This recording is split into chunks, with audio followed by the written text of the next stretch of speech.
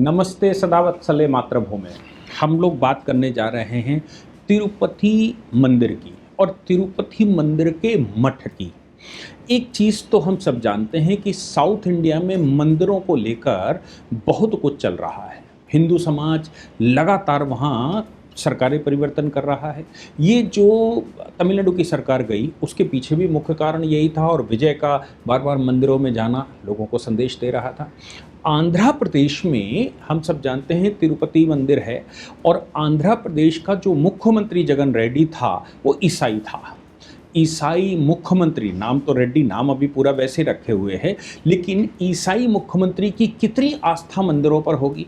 जबकि तिरुपति मंदिर की कंट्रोवर्सी ये है कि वहाँ के मैनुअल में ये है कि नॉन हिंदू, जो हिंदू नहीं है, वो अगर मंदिर में दर्शन करना चाहता है, मंदिर में प्रवेश करना चाहता है, तो सबसे पहले उसको एक क्लैरिफिकेशन देना पड़ेगा और सर्टिफिकेशन के तहत वो ये बताएगा कि मैं ईसाई हूँ या मुसलमान हूँ, लेकिन तिरुपति मंदिर में मेरी आस्था है और भगवान तिरुपति के सामने मैं समर्पित हूँ, इसलिए मैं भगवान तिरुपति के दर्शन करना चाहता हूँ। ये उसको बताना पड़ेगा। उस मंदिर के अंदर जब ईसाई मुख्यमंत्री बैठा तो उसने अपने रिश्तेदारों को वो मंदिर और मठ कवर करने के लिए दे दिया। उसमें लड्डुओं के जो कॉन्ट्रैक्ट दिए गए, घी के कॉन्ट्रैक्ट दिए गए, वो चर्बी मिले हुए कॉन्ट्रैक्ट थे। और जो कुछ भी वहाँ चल रहा था उसके होने के बावजूद प्रधानमंत्री जी लगातार जब भी आंध्र प्रदेश जा रहे थे तो ऐसा बहुत कम अवसर आए जब वो तिरुपति मंदिर में नहीं जा रहे थे। एक आध बार तो जगन मोहन रेड्डी के साथ ही दिखाई पड़े, वो तिरुपति मंदिर में उनको भी ले जाते दिखाई पड़े। तो अब जो नई कंट्रोवर्सी थी ये जगन मोहन रेड्डी ने वहाँ, और जो सबसे ऐतिहासिक पहलू है भगवान तिरुपति का, भगवान वेंकटेश का। तिरुपति मंदिर में भगवान वेंकटेश के शिष्य एक हुआ करते थे राम जी। अब उनके शिष्य वहाँ उत्तर भारत से गए थे। तिरुपति में भगवान वेंकटेश के वो परम भक्त हुआ करते थे और परम भक्त होने के नाते वहाँ कुटिया उनकी बन गई। राजा जो उस समय बैठा हुआ था 14वीं 15वीं शताब्दी में, राजा को बहुत बुरा लगा। उसने कहा कि ये अपने आप को भगवान वेंकटेश का शिष्य कैसे कह सकता है, परम भक्त कैसे लोग कह रहे हैं, उसकी क्यों ख्याति बढ़ गई थी। राजा ने उनके घर में ये कहा, उनकी जो कुटिया थी, ये जो मठ की बात जिसकी हम चर्चा आज कर रहे हैं और मंदिर से जो जुड़ा हुआ है, मंदिर का प्रशासन इस मठ के पास 90 वर्ष तक रहा। तो उस मठ के अंदर गन्ना भरवा दिया और गन्ना भरवा के कहा कि तुम्हारे भगवान में इतनी तुम में अगर इतनी भक्ति है, तुम्हारे पास इतनी शक्ति है, तो एक काम करो कि तुम्हारे भगवान आए और तुम्हारे साथ गन्ना सब खा ले। अगर रात भर में सारा गन्ना चूस लेते हैं भगवान और तुम खत्म कर लेते हो तो मैं मान लूंगा कि तुम भगवान के परम भक्त हो। ये आदेश करवा के उनकी पूरी कुटिया में सभी कमरों में गन्ना भरवा दिया गया। सुबह राजा के जब लोग आए तो देखा कि वो जो मठ के महंत हैं बाबा हाथीराम जी, वो बाबा राम जी, वो और एक हाथी साथ में है, भगवान हाथी रूप में आए और पूरे रात में सारा गन्ना चबा गए। पूरा का पूरा मठ खाली था। राजा को यह एहसास हुआ कि भगवान स्वयं इनकी भक्ति में इतने लीन हैं कि भगवान उतर कर आए और हाथी रूप में उन्होंने इनकी सेवा करी। तब से इस मठ का नाम बाबा हाथीराम मठ पड़ा। बाबा हाथीराम मठ के बारे में अब फिर इसी मठ को भगवान वेंकटेश यानी कि तिरुपति की जो पहाड़ियाँ हैं और वहाँ का जो संरचना है, वो मठ को प्रबंधन दे दिया राजा ने। मठ का प्रबंधन राजा के पास आ गया, सब चलता रहा। अंग्रेज भारत में घुसा। अंग्रेजों के घुसने के बाद उन्होंने, चूंकि मद्रास उस समय आंध्रा मद्रास प्रेसिडेंसी में लगता था, तो मद्रास से वो कवर नहीं कर पा रहे थे। बीच में जो कुछ हुआ तो मठ को हटाया गया, ये सब चलता रहा। बाद में अंग्रेजों ने क्या किया कि यहाँ मठ का प्रबंधन अब दे दिया, मतलब ये मंदिर का प्रबंधन फिर से दे दिया हाथीराम जी मठ में। बाबा राम जी मठ में जब प्रबंधन दे दिया गया तो 90 वर्षों तक ऐसा चला। फिर अंग्रेजों को लगा अब तो ये मंदिर बहुत ज़्यादा प्रसिद्ध हो गया है, बहुत चढ़ावा इसमें चढ़ने लगा है और मंदिर समृद्धता की ऊंचाइयां छू रहा है। आज भी देश में 2 मंदिर ऐसे माने जाते हैं जिसमें विश्व में सबसे ज़्यादा चढ़ावा चढ़ता है। उन मंदिरों में एक माता वैष्णो देवी और दूसरा मंदिर ये भगवान वेंकटेश का तिरुपति मंदिर। तो कभी 1 नंबर पर ये होता है तो कभी 1 नंबर पर वो होता है। लोग सोना चढ़ाते हैं, इस मंदिर में लोग सोना चढ़ाते हैं, बाल अपने दान करके आते हैं और मंदिर की मान्यता है मोदी जी कई बार देश अच्छा रहे उसके लिए इस मंदिर में जाते रहे हैं। जब भी उधर जाते हैं तो वो जाते हैं। अब अंग्रेजों को जब ऐसा लगा कि बहुत मान्यता हो गई है, बहुत संख्या आने लगी, सोना बहुत चढ़ने लगा, तो उन्होंने टीडी मतलब तेलुगु देशम मतलब ये इसका एक तिरुपति का ट्रस्ट बना दिया। तिरुपति का जो ट्रस्ट बना या तिरुपति का जो बोर्ड बना, उस बोर्ड का प्रबंधन उनके पास चला गया। आप सोचो कि मंदिर की कितनी मान्यता रही हुई। ये रामानंदी समुदाय, नाम रामानंदी समुदाय जो बैरागी माने जाते हैं, ये उनका मठ माना जाता है। अब ऐसी परिस्थिति में जब 90 साल तक मठ का प्रबंधन रहा हो, 1843 से लेकर और 1933 तक मठ के पास प्रबंधन रहा हो पूरे मंदिर का, फिर मठ से वापस ले लिया 1933 में अंग्रेजों ने। उसके बाद जब आज़ादी आई तो आज़ादी के समय आंध्र प्रदेश सरकार ने एंडोमेंट एक्ट बना दिया और एंडोमेंट एक्ट बनाकर यहाँ विराजमान हो गए। लेकिन मठ अभी भी बैरागियों के हाथ में था। मठ चूंकि मंदिर का सबसे बड़ा भक्त मठ में बैठता है, इसलिए राम जी, हाथी राम जी मठ भी पूज्य है, वहाँ संख्या जाती है, लोग भक्ति की आराधना करते हैं।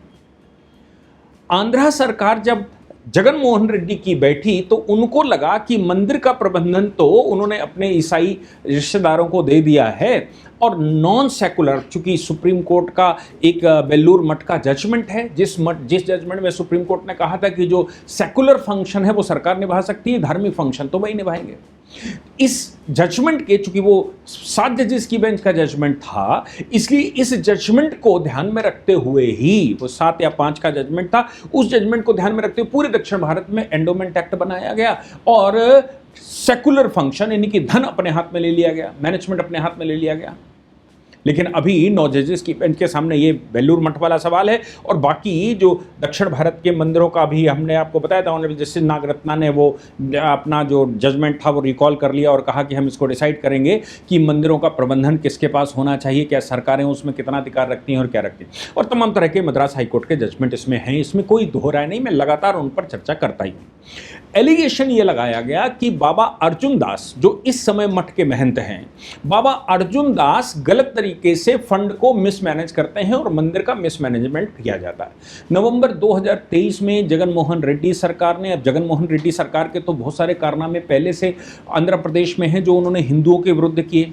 जगन मोहन रेड्डी सरकार ने बाबा को हटा दिया, बाबा को हटाकर एक फिट पर्सन का मतलब है उन्होंने कहा ये व्यक्ति सही व्यक्ति है जो मंदिर का सेकुलर और एडमिनिस्ट्रेटिव फंक्शन टेक ओवर कर लेगा। कर लिया गया, बाबा को बाहर कर दिया, नोटिस लगाया गया और नोटिस लगाने के बाद परमानेंटली उनको निकाल दिया, उनकी बात भी नहीं सुनी गई, उनको डिस्प्लेस कर दिया, भले इनको मठ से बाहर किया जाए। अब ये परंपरा जो पिछले 500 से ज़्यादा सालों से चल रही थी, मठ के द्वारा मंदिर का प्रबंधन और मठ का स्वयं का प्रबंधन, उसके धार्मिक फंक्शन, उसके भगवान को लेकर करे जाने वाले यज्ञ, उसको भगवान को करे जाने वाले काम, वो सब जगन मोहन रेड्डी सरकार ने अब फिट पर्सन को दे दिए, अपने आदमी को दे दिए। अब अपने आदमी को देने के बाद बाबा तो अर्जुन दास सुप्रीम कोर्ट आए। सुप्रीम कोर्ट में उन्होंने कहा कि भाई ये हमारा जो फंक्शन है, ये मठ पिछले 500 साल से केवल नॉन सेकुलर ही नहीं, सेकुलर, इसमें एडमिनिस्ट्रेशन भी शामिल है। हम पूजा पाठ और एडमिनिस्ट्रेशन दोनों ही देखते हैं, ये स्पिरिचुअल ड्यूटीज होती हैं और आर्टिकल 26 के तहत हमें ये पूरा अधिकार है। चूंकि उत्तर प्रदेश या उत्तर भारत से बाबा गए थे रामजी दास और उन्होंने यहाँ मंदिर बनाया था, यहाँ मतलब मंदिर की भक्ति की थी और तब से ये परंपरा चली आ रही। 500 साल पुरानी परंपरा को कोई राज्य सरकार कैसे ले सकती है? क्या राज्य सरकार के पास इतनी शक्तियाँ हैं? सुप्रीम कोर्ट के पास ये बड़ा क्वेश्चन था कि आर्टिकल 26 में क्या किसी मठ पर राज्य सरकार मिसमैनेजमेंट के नाम से परमानेंट डाइवर्सिफिकेशन कर सकते हैं? क्या परमानेंट किसी मठ को कब्जा किया जा सकता है या मंदिर को कब्जा किया जा सकता है सभी फंक्शंस के लिए? ये सुप्रीम कोर्ट के सामने एक यक्ष प्रश्न था कि क्या किया जा सकता है। सुप्रीम कोर्ट ने ये कहा कि पहली बात तो ये है कि एडमिनिस्ट्रेशन चाहे कैसा भी हो, काम तो ट्रस्ट ही करेगी और सरकार को ये राइट नहीं है। सरकार अस्थायी रूप से कुछ समय के लिए नया मैनेजमेंट बैठाना या ट्रस्ट में कुछ गड़बड़ है या वहाँ जो गड़बड़ है उसके ऑडिट के लिए और बाकी हिदायत इनके लिए तो काम कर सकता है, लेकिन परमानेंटली किसी मठ के मठाधीश को बाहर निकाल दिया जाए, ये राज्य सरकार की शक्तियों में नहीं है। ये धार्मिक स्वतंत्रता के राइट्स का उल्लंघन है।